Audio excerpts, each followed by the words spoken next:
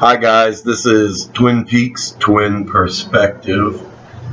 I'm Joe, and this is my twin, James. I'm James Guidry. You can find me on YouTube. I got like 3 videos. Did a Twin Peaks Perspective. Beaverton Peaks, I didn't know how to title it. Screwed it up. Nobody found it. This is like, what, 2014? Mm-hmm. Check out Beaverton Peaks. James Guidry. For a podcast that we did several years ago. And you can find these under Rosenfield 10. And we're going to call it Twin Peaks Twin Perspective. Should be easy to find. Twin Peaks The Return. And I'm going to let my brother tell you about how he discovered Twin Peaks, since I already bored you with my story. Twin Peaks. All right. I saw the pilot. I don't know if I saw the first airing or the second airing.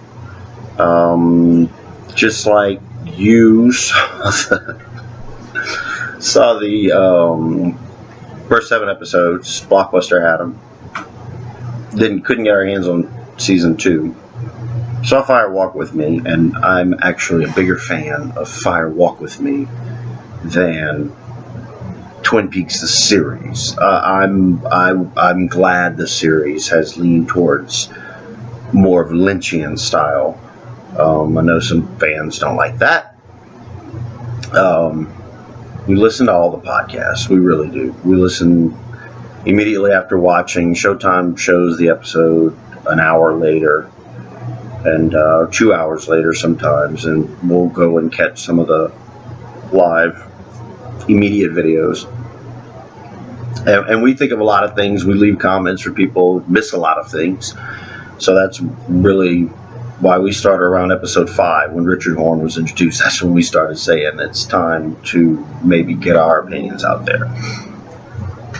But as far as season 2, finally watched it when this guy bought it, like on VHS, and then on DVD, and then on HD, and then on the Gold Box, and then the Blu-ray. I don't have a copy. Just use yours. Everything Twin Peaks, spoilers for everything Twin Peaks, including books, the TV series, the movie, and The Return, of course. Right now we're at the season 2 hiatus, so we've seen the first 8 episodes. Yep, my favorite, maybe 7, but 8 is probably one of the greatest episodes of television ever. But 7 probably as a whole was my favorite because it didn't beat around the bush. It moved everything along at a nice pace, which you need after 4 episodes of dragging ass. A couple things that I noticed that I wanted to mention that no one mentioned, and it was Richard Horn was the first thing when we saw it in the credits. It was like out of 40 YouTubers, maybe 2 of them mentioned it, and we're screaming at the internet and leaving comments for everyone, and it was mentioned in the comments, or I didn't notice, but it's like, come on, man, you're doing a Twin Peaks podcast or a YouTube video, something, and then Chad was hardly recognized as Chad. Yeah, half the videos called him the bouncer. Then this bouncer guy could have walks up, and he got paid all that money just so they would allow him to smoke in the Roadhouse, right? So, we noticed at the end in the credits, it credits Deputy Chad, and we never saw him at the sheriff's station that episode, so it was obvious, not to mention the fact that he was a douche from the get-go. I think I did say Chet, though. Oh, look, it's Chet. Yeah, a lot of people thought it was Chet, and that's okay. They screwed up the closed captioning with Billy and Bing at the end of episode 7 that had everyone believing what they read. Is Billy the farmer? That's what I'm thinking. There was the guy that spoke to Andy was credited as a farmer, and then here's Bing running around looking for a guy named Billy. I kind of figured Billy was the farmer. That's episode 7. And one thing everyone mentioned, meet you in 2 hours at 4:30. No one's mentioning what time it is at that time, which is 2 hours later, which would have made it 2:30. Yeah. And the evolution of the arm, said 253 time and time again. That's when Cooper was able to get out. That's when I think you're able to maneuver back and forth, maybe 2:53 in the morning and 2:53 p.m.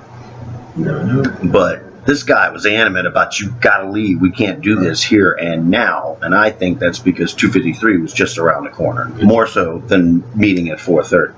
Very possible. When Andy looks at his Rolex, it's what, 5:10?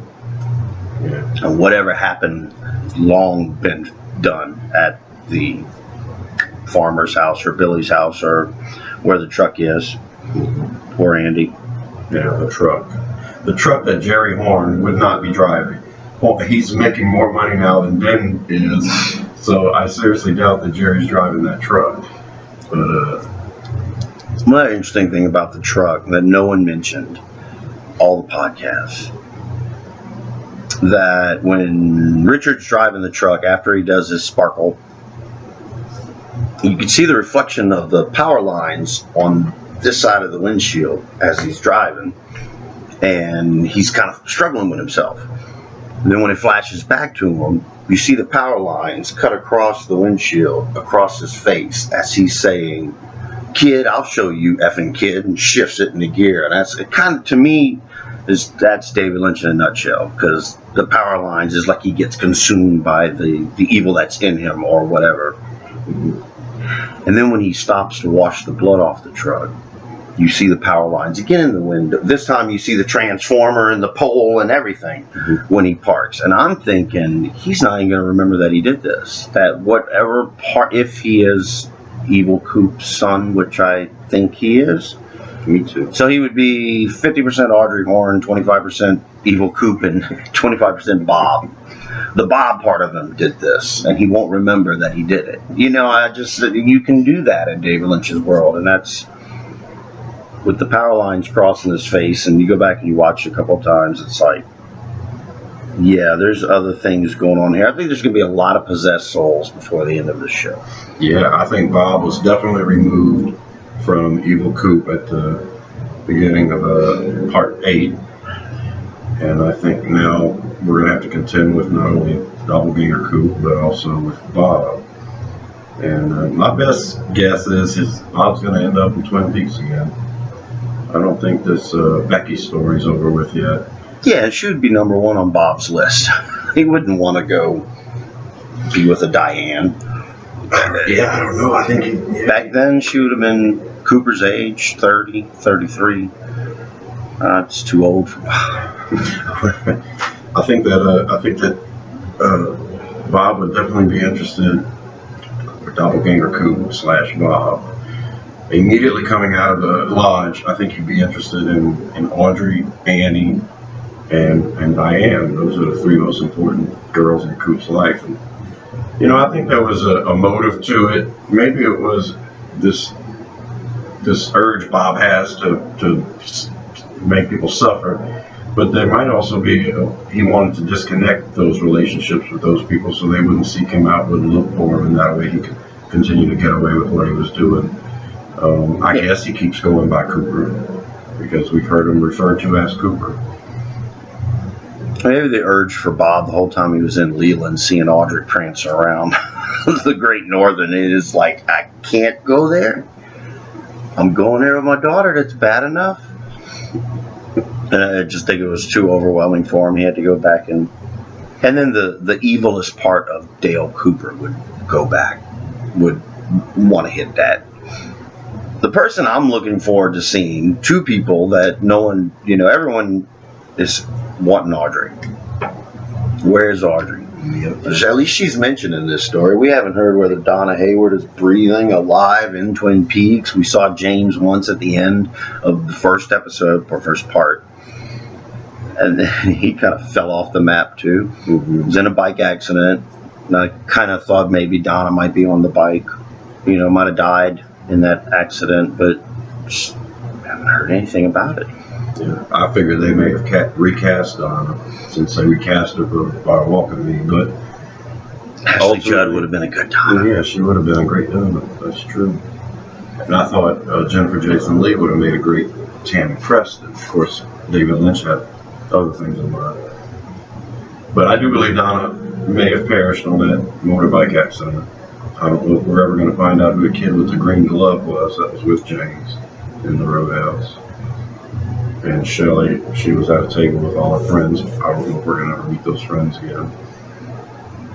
But there's a lot of important characters that we haven't really gone back to at all. And the first one that comes to mind to me is Bill Hastings. Right, I was thinking Sarah Palmer. I'm thinking the Twin Peaks important characters. Mm-hmm. Yeah, I figure we should spend the last 6 parts of this 18-hour film in Twin Peaks surrounded by our favorite characters. I'm kind of hoping we'll touch back on South Dakota, New York, and get these things taken care of. The mother. Could the mother be Laura Palmer? Let's jump into that for a second. I think Laura Palmer did what she did with Bob, and then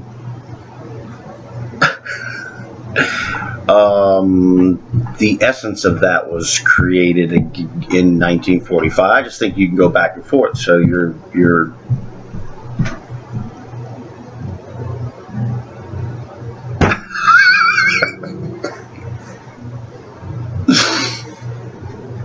oh no, this is becoming more like a James podcast.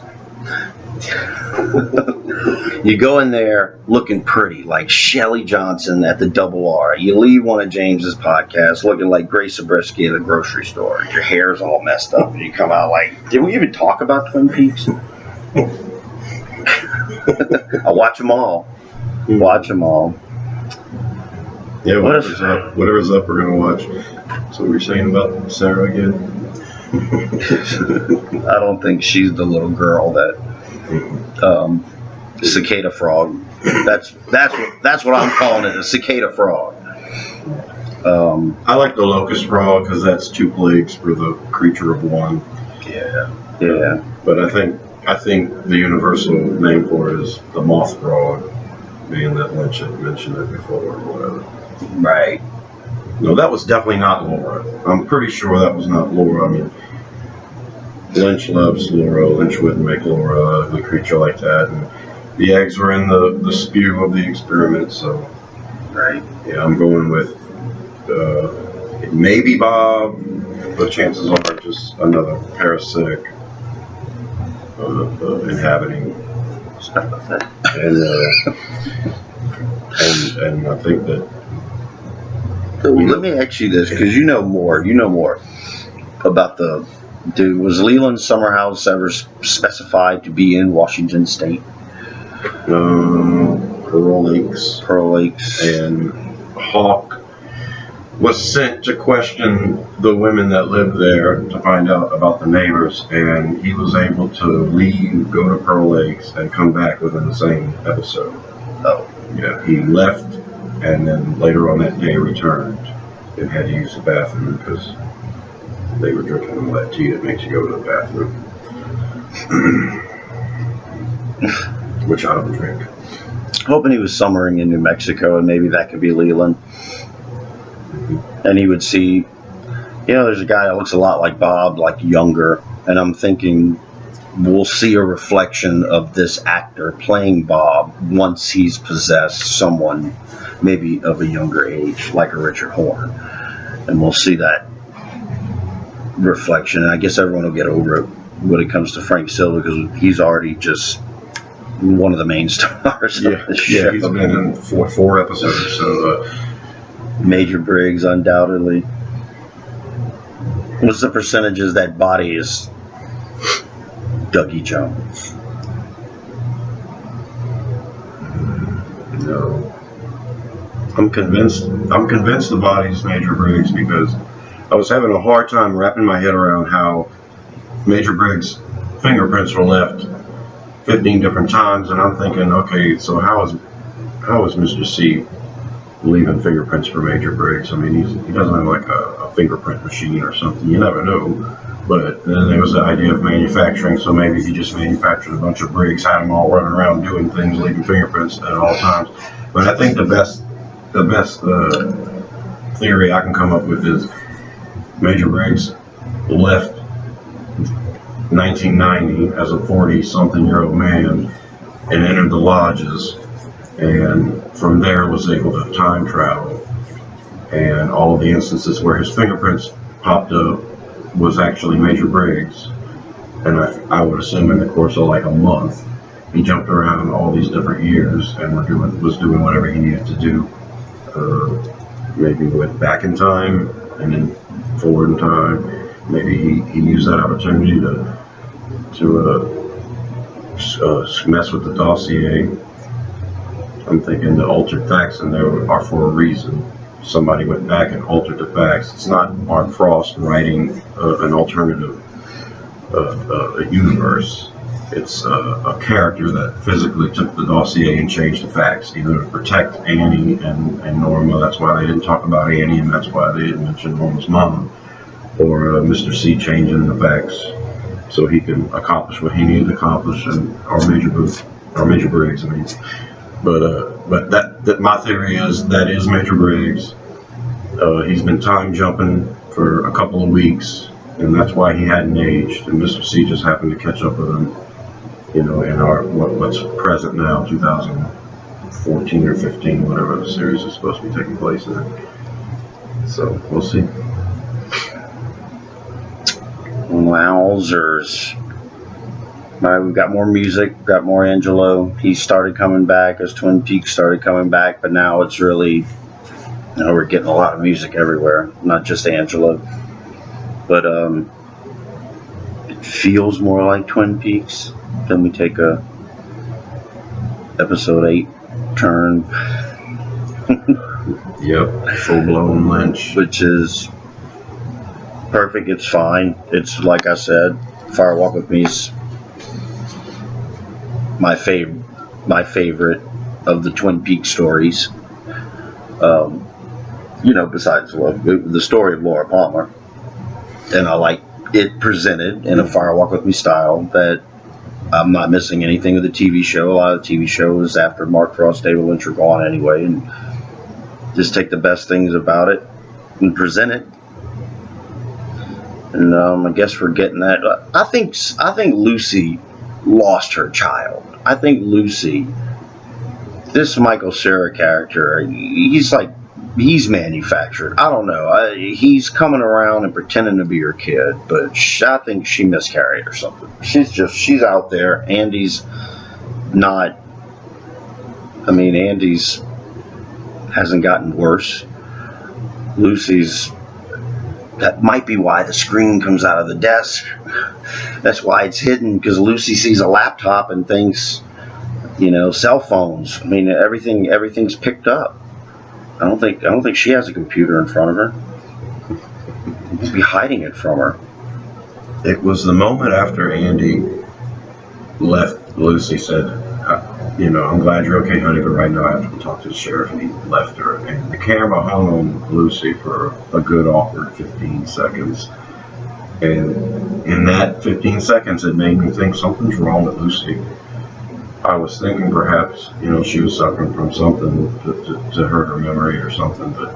Or Lynch languishing. It was so early in the beginnings of the movie that you're like, he's going to do this. Yeah. But just with the picture of the sun, you know...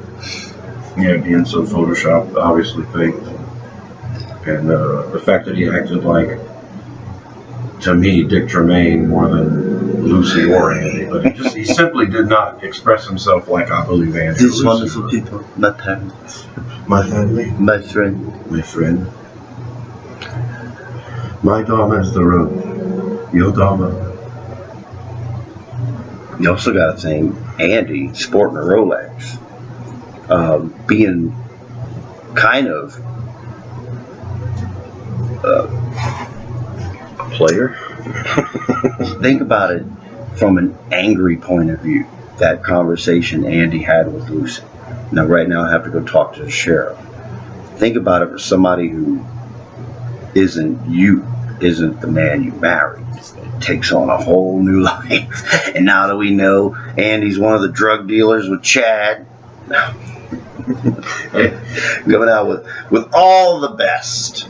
You know, I had a lot of faith that from the very beginning that Bobby wasn't in it anymore. And for several episodes, people hung on to that thinking Bobby was still doing that kind of stuff. But From what I recall of the series, Bobby never ran drugs from Canada. He just got drugs from Leo and sold it so Laura can have it. Bobby was never in it to make money for himself, and I think when he was doing the cocaine, it was probably more of Laura's influence than anything, because Bobby seemed to get out of it pretty quick. And he was probably taking care of some of the school, some of the football players.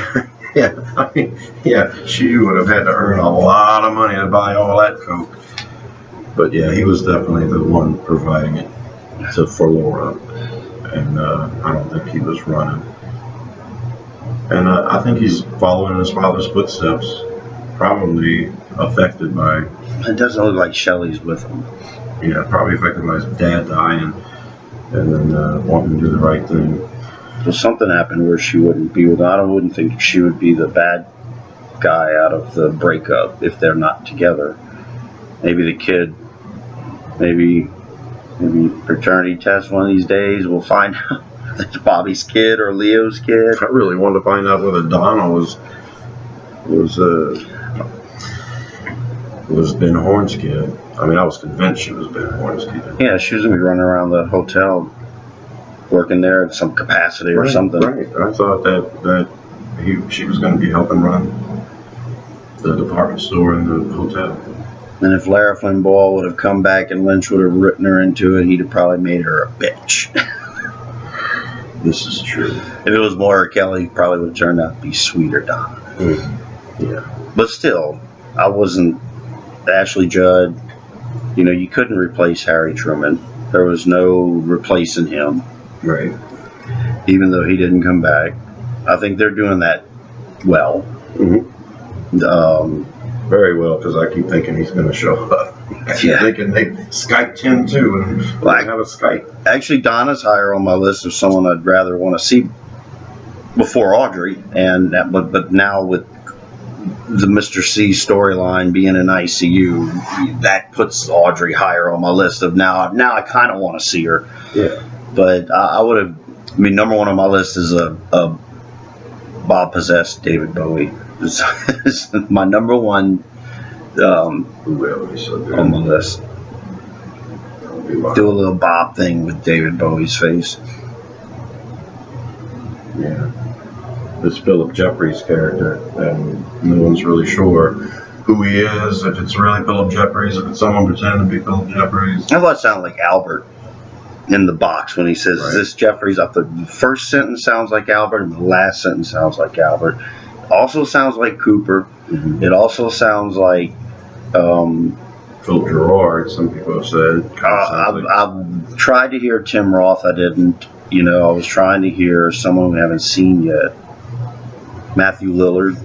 It had a touch of Matthew Lillard the first time you listened to it. But it was definitely an effect on the voice, and I think that's the reason why Mr. C was confused from the get-go. Like, this is Philip Jeffries, isn't it? I mean, he's probably used to this modified, computerized sounding voice, and then you don't really know who's on the other end. I think that the voice of the evolutionary arm is very reminiscent of Alicia Witt and Doom. Mm-hmm. I called that the first day. Squeeze his hand off.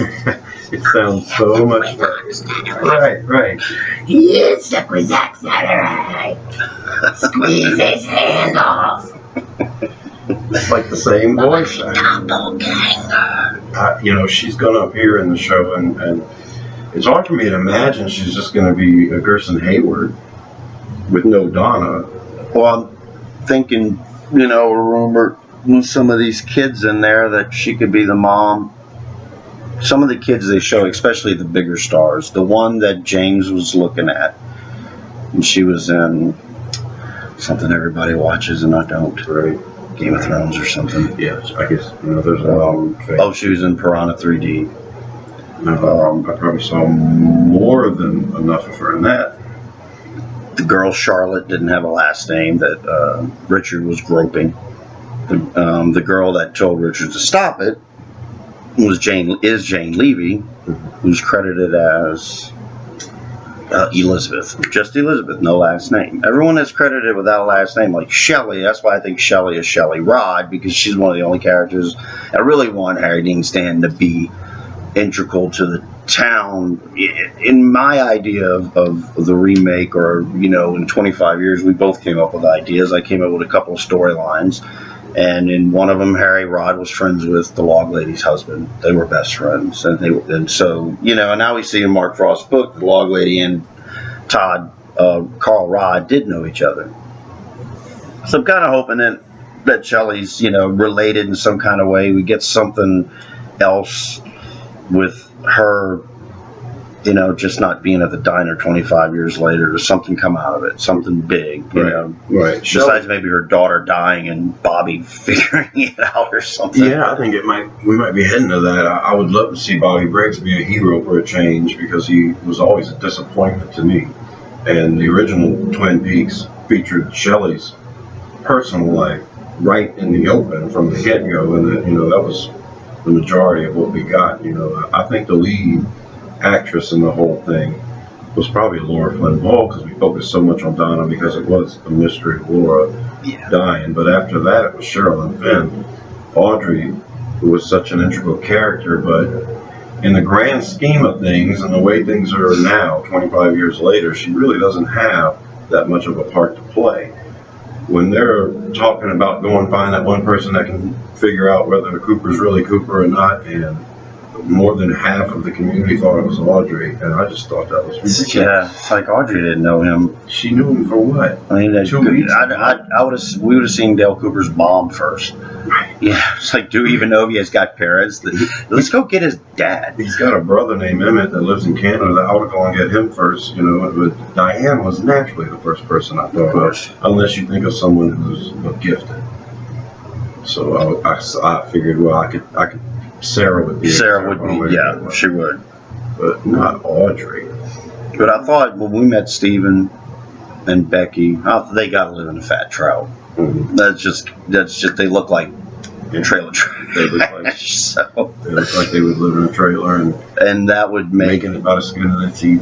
Carl Rod is going to be integral no matter what. Because whatever's going down in the fat trout. Richard's going to be there. Linda, we just found out there's a Linda that lives in the trailer park. So just Becky and Steven have to be living there. Mm-hmm. And something's going to go down. Yep. We don't know what. We don't even know where the trailer park's located. Is it east? Is it west? Are they coordinates? Is 119 coordinates? So this is the deal. We are told that the body of Teresa Banks was found in the southwest corner of the state. And we saw her floating in Pearl River in Fire Walk with me. No one ever specified. Wind River. Is it Wind River? Yeah. Why did I say Pearl River? Pearl Lakes. Oh, okay. So we never find out the exact location of Deer Meadow until Mark Frost writes it in the book and says it's the next county over. So if this river, Wind River lab, stretches as far as the state, then it's possible. Now I don't know how they would have traced her back to Deer Meadow, but I know for certain they weren't in Portland. They weren't in Oregon. Sam Stanley says I got to take the body back to Portland, so it makes me think they are in Washington State. And I'm all for the idea that Deer Meadow's just the next county over. And we've never found out where the actual location of the city is. So that's what I'm going with. The Deer Meadow sheriff was saying, you're not taking that body anywhere. So if they would have found it downriver, they would have taken it from there instead of bringing her back home. There's so many continuity errors and if it does make sense, if it's supposed to be timelines fractured and we don't really ever know. Yeah. I'm still convinced that was just poor editing at the end of episode 7. Me too. Extras because just look at the editing, the worst car explosion ever. It's just the worst editing in the 21st century of any movie. When Hawk's looking for the pages, he's got a flashlight and he's holding the flashlight, and he's reaching with this hand, and in the next edit, he's got his hand way up here, and he's holding the crowbar, which you heard him drop Right. right before they showed the flashlight, and then it's back down here with the flashlight in the hand again. That's 6 editors in the room. When you look at the credits at the end, there's 6 names, and it's like this. I'm not going to say Dwayne Dunham's at fault, but Right, when you got that many of them in the room. that's bad. I wrote a bunch of them down. Because we didn't really even need the edit. He already had his hand dug in there. The next shot should have been him pulling the pages out. There's a movement thing going on there, which is fine, and And there's lots of editing flaws all the time. These guys aren't perfect at all. I see it constantly in the return. One shot the guy's arms on the chair, the next shot the arms around the girl. oh, watch Jeremy Davies. Right. When when the camera's facing Naomi Watts, his hand is up here, but it was just down on the side, Right, and you see his there's mouth moving. He's finishing the line, even though the audio has stopped. It reminds me of they got to a certain point where they got so many people watching out for that, and then when they were filming this, they didn't want those extra people on set. Like, the less the better eyeballs on this, and so the person who's supposed to be continuity is forgetting that everybody is not sitting in the right seat. They usually take a picture. They'll take a picture of you, of a scene. Everyone sits down, let them take a picture, and then they'll line you up and take a picture before they send you back to. Right. And if you have to come back the next day and film, they have the picture to look at. And Exactly right. At least somebody wearing your clothes, if not, somebody wearing that same color, if anything. But they never let it get that bad. And that's for 2 days worth of filming a scene that takes 2 days to film, not that which took 30 minutes to film. Right, could have. So maybe they did put everybody in a different spot. I would have never noticed it if it wasn't for social media, the editing and like that. Yeah. If it's something that they intentionally put in there, they got it past me, but they didn't get it past everybody. I love the community. I love the fact that you can get online and share ideas and theories, and we can kind of experience this together. And I love hearing all the ideas because the bad ones are just as valuable as the good ones. They're pretty good. We went to the 2011 Twin Peaks Festival at North Bend. Cheryl Lee, Cheryl and Finn, Lenny Von Dolan, Phoebe Augustine, and Jan Darcy. And then the special guest was Cheryl Lee was the reason why we went. Yeah. We were excited. Cheryl and Finn was first, and then when Cheryl Lee got announced, that's when we bought our tickets. Yeah, this was the first time she had been back since the filming, or since the premiere of Wire Walk With Me. So she had been back in years and years and years, and this was the one. If we were going to go to any of them, we were going to go with the one with Cheryl Lee. And then when we got there, we found out somebody else was showing up. Special guest Ray Wise, and he was not only took command of the floor, but was the MC for all 3 days. Just anytime the group was there, he was leading the pack. Probably Cheryl Lee asked him to come with her.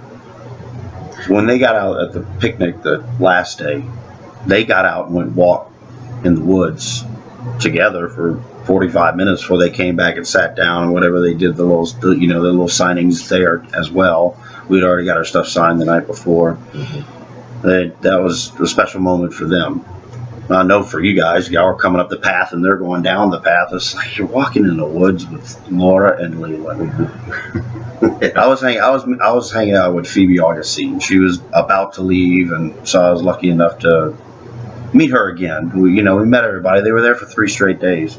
Right. Everyone showed up that Friday night at the theater at the Seattle Art Museum before the filming, the viewing of Fire Walk With Me. It's when the cast first showed up. The cast showed up. They sat on the stage and they addressed us for a while, and that's when everyone there realized Ray Wise was a special guest. The room was buzzing. So then we saw Fire Walk With Me on the big screen, and then the next day was Saturday.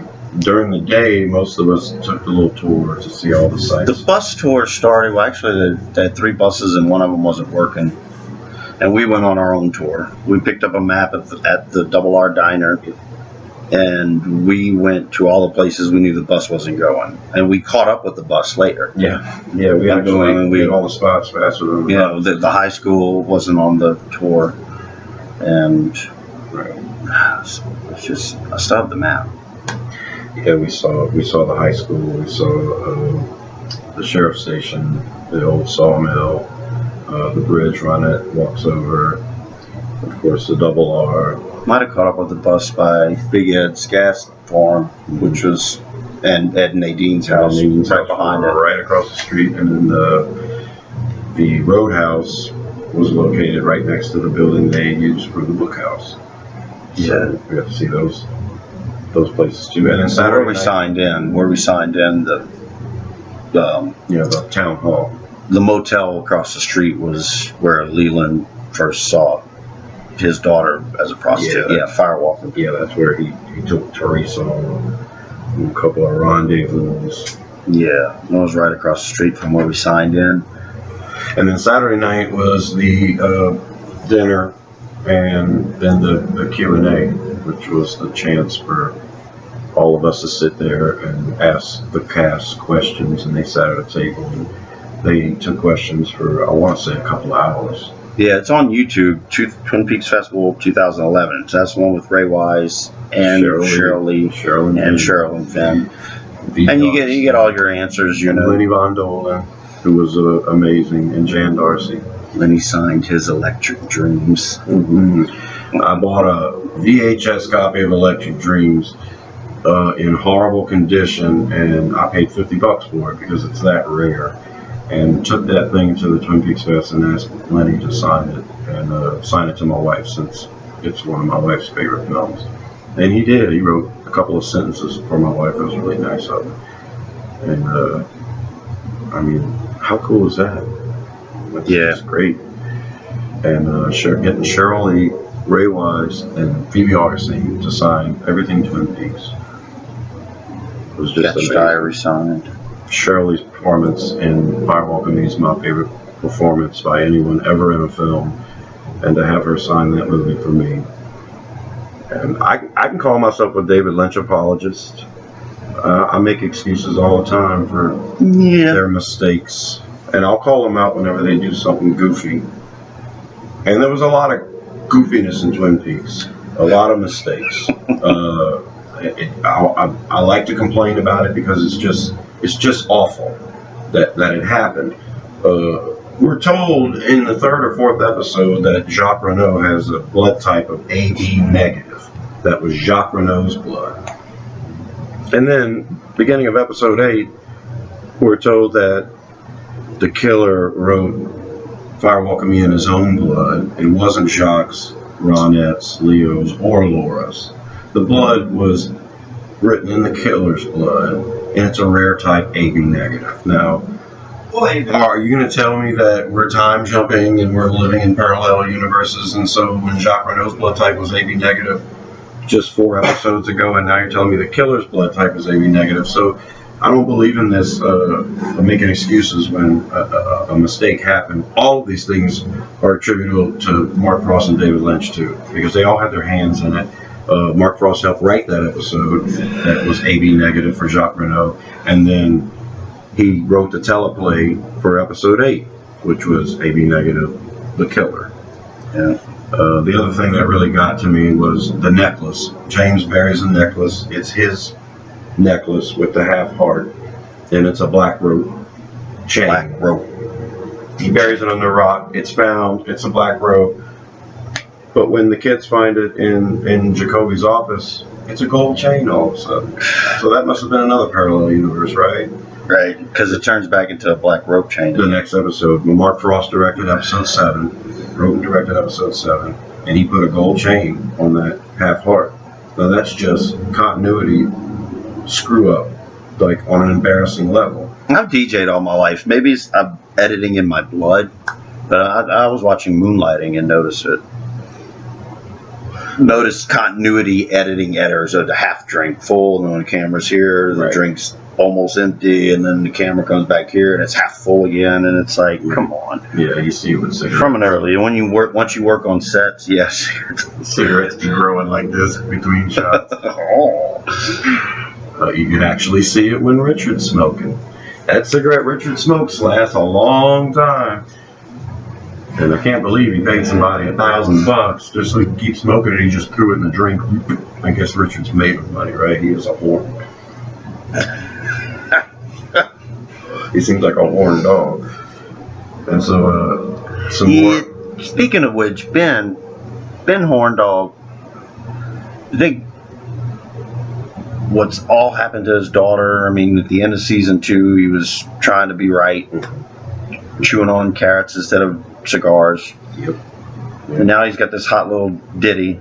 Suck it to me, suck it to me, suck it to me, suck it to me. Beverly is one beautiful woman. And you see him struggling with that too, because Yeah. I mean, his daughter, has done raised a kid. He's got grandkids now, or I don't know, maybe not, Yeah. maybe not. But we know what happened to his daughter, the same age as girls he was frequenting back then. Right. That it looks like he's struggling with it. I thought it was played perfect. It was one of the best scenes because it just plays perfect in the world of Twin Peaks. Yeah, old Richard Bamer, old Ben Horn, would have strolled across that desk no problem. I mean, Beverly was sending the signals, and I could have seen him he might have danced over that damn desk. I don't know if he could do it now at 80-something years old, but I bet he could. He would have attempted to, if he, and I think he's a changed guy because of that. He called that off. He told her it's getting late. It's way past quitting time, and sent her on her way, which makes me think he knows her husband. Because he mentioned it before in the first episode. She's married. He doesn't look like the trusted type. No, he doesn't. He doesn't trust his wife at all, and she doesn't sound very believable. No. She's planning her day after. Yeah, it's very, very possible. I mean, she got mad pretty quick. Now, she did offer to feed him a few times. Yeah. Are you hungry? She was avoiding the subject. Are you hungry? Are you hungry? You're not going to ruin this for me? Well, Ashley just can bring it. When she wants to, she can bring it. Yeah, Naomi Watts is aggravating it. Have you lost weight?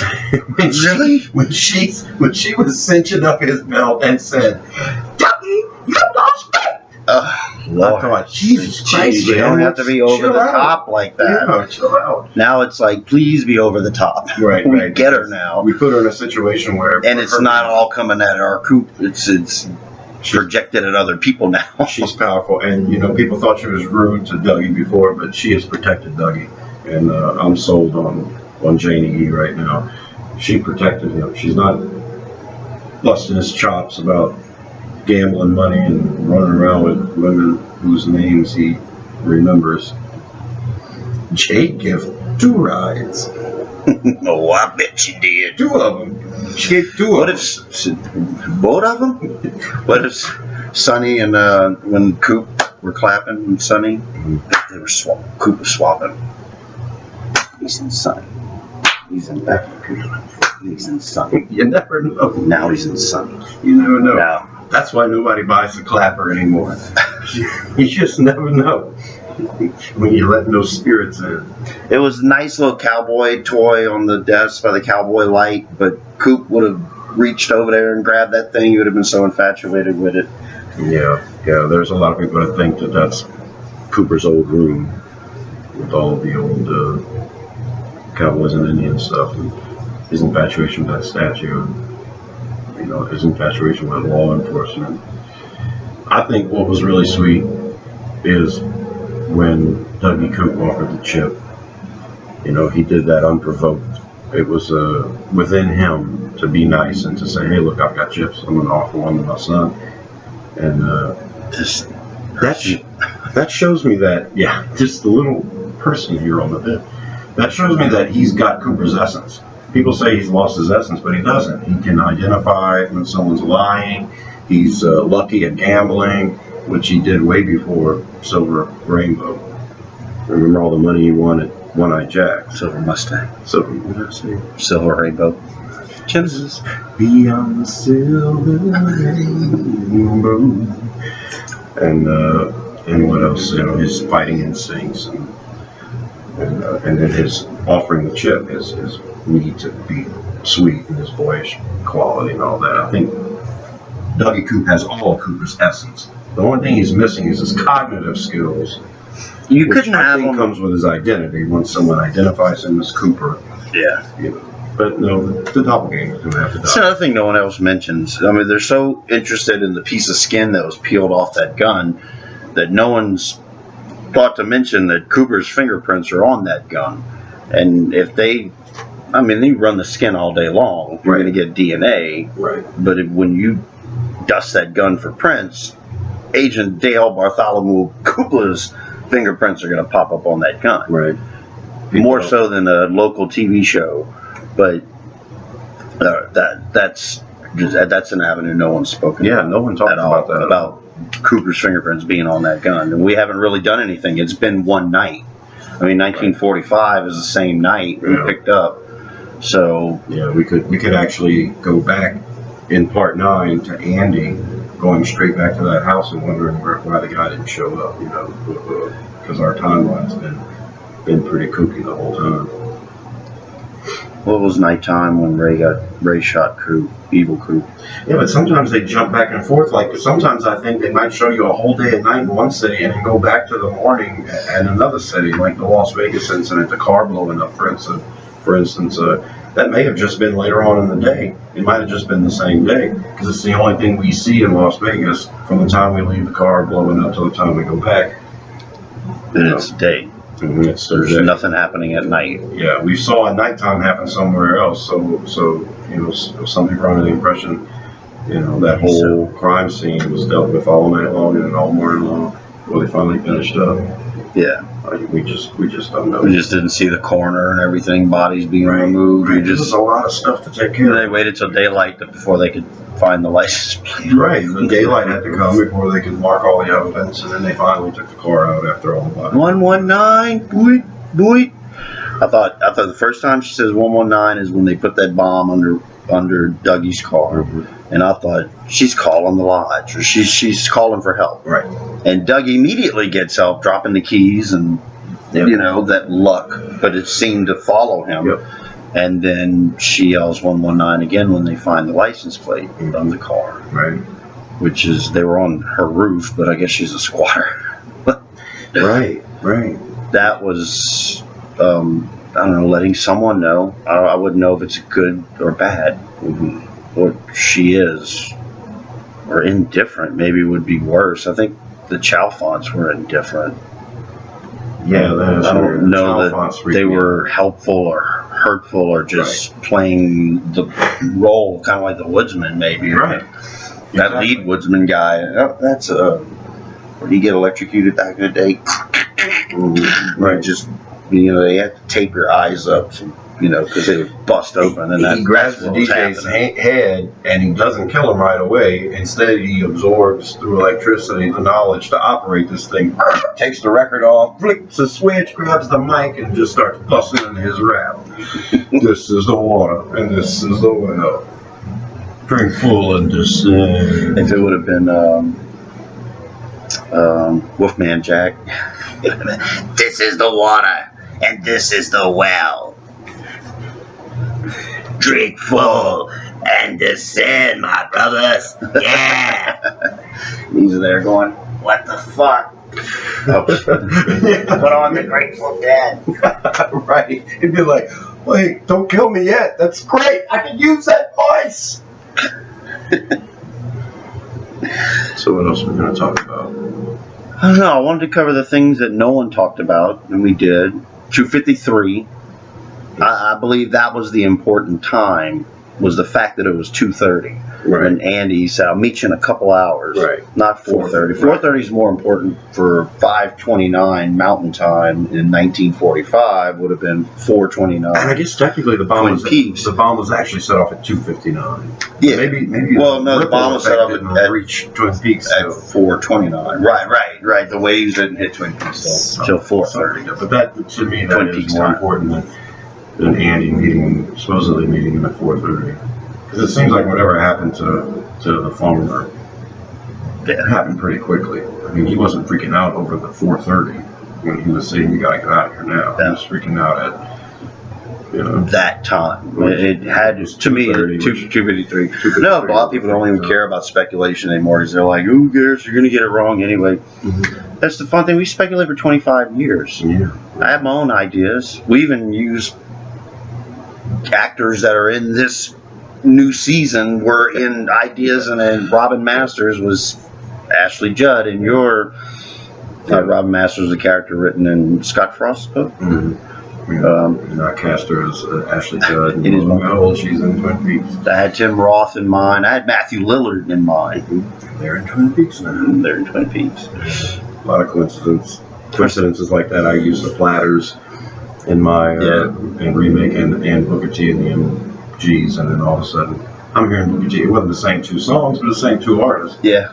I keep waiting for other coincidences like that. I should post a list of all the artists I use, so no one will think I'm lying if Lynch uses another one. Who was the Rachel, the girl that sang at the Great Northern? Oh, Nora Jones. Nora Jones. That might be a little past her time. For Twin Peaks. I used Enya. I used Peter Gabriel, Daniel Lanois, who Lynch used already for Dune. And I thought for sure Siggy Ross.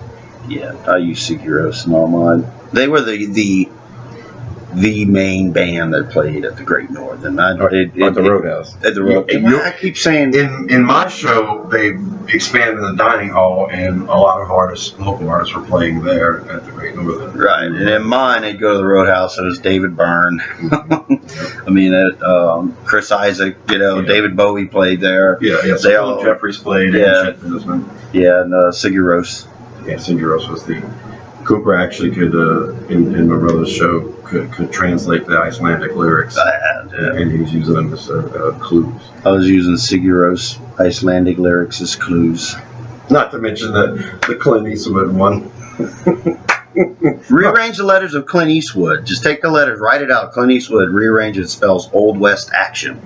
Same letters, same amount of letters. Right. And it's just uncanny. Yeah. English.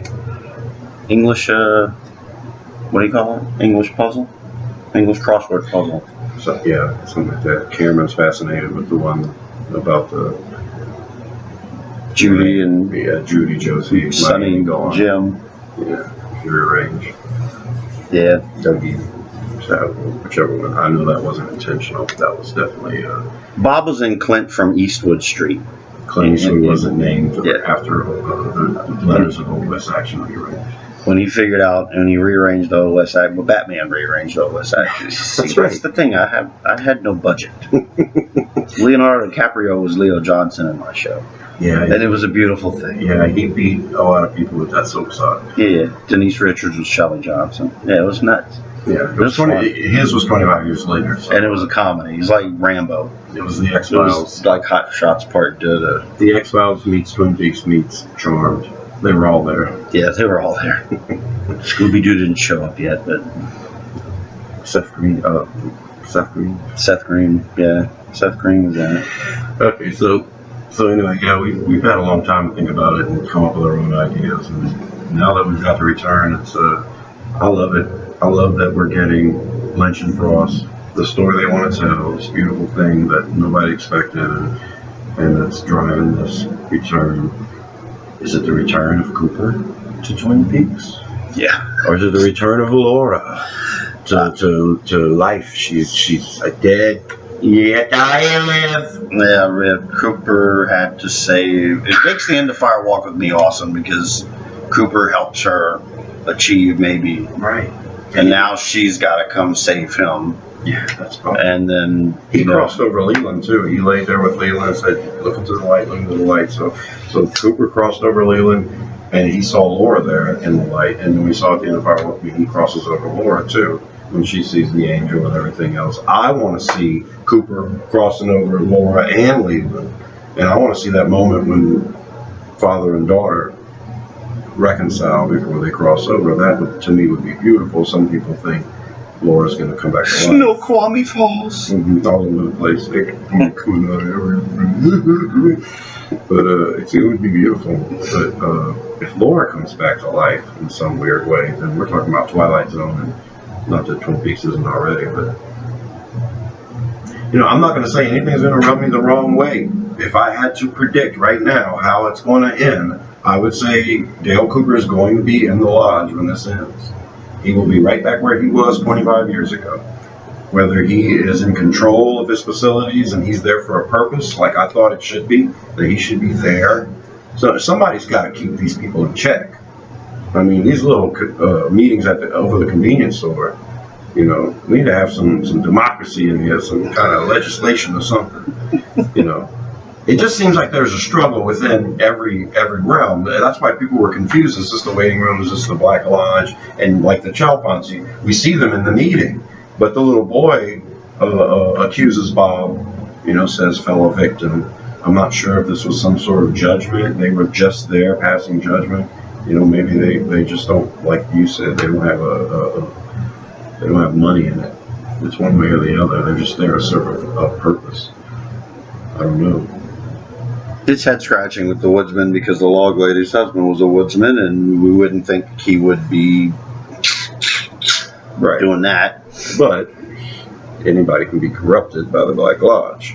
Do you look at your hand? Look at your hand, and it was the left hand. Oh no, he comes in the DJ's room too. My hand's right there. Mm-hmm. It's like, what the hell? That's the wedding ring finger. Got a light. I think that'll be the first thing. That'll be the first thing you hear Cooper say. He'll be talking to Gordon on the phone, and he'll say, "It's very, very good to speak with you, old friend." He's going to say it that way, because that ain't the words that were said before. I know, that's what I mean. He's on the phone. He's not going to say, "It's good to see you," on the phone. It's good to speak with you again, old friend. Put out your hands. Yes. It's very, very good to speak to you, old friend. That'd be good. I think the first thing Cooper's going to say when he comes back is, "How's Annie? How's Annie?" Oh, you want to see the tombstone? Yeah, really, how's Annie? We've been wondering for 25 years. I think the first thing he's going to say is, "Laura's the one." That's episode 10. Episode 9 is This is the chair. And Laura's the one. Laura's the one's episode 10. Episode 11 is Something about fire. There's Fire Where You're Going. There's fire where you're going. Don't tell me that's when Coop goes back. And then the next one is It's Rock. Skip one. No. 12 is Let's Rock. Yeah. 13 is just released, and it's called, I forgot. it's called,